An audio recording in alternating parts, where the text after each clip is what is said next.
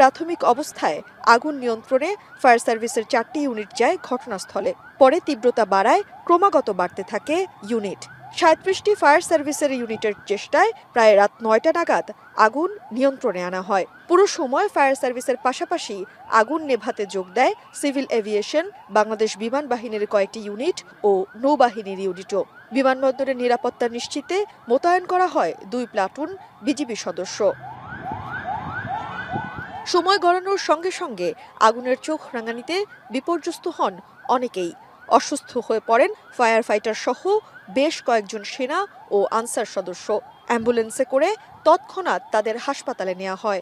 ভিতরে অনেক বাস্ট হচ্ছে, বড় বড় ড্রাম আছে, ড্রামগুলো এখন বাস্ট হচ্ছে। সুস্থ আছে, এখন রেস্ট করতেছে। এখন মোটামুটি 2-1 জন অসুস্থ হয়ে পড়ছে।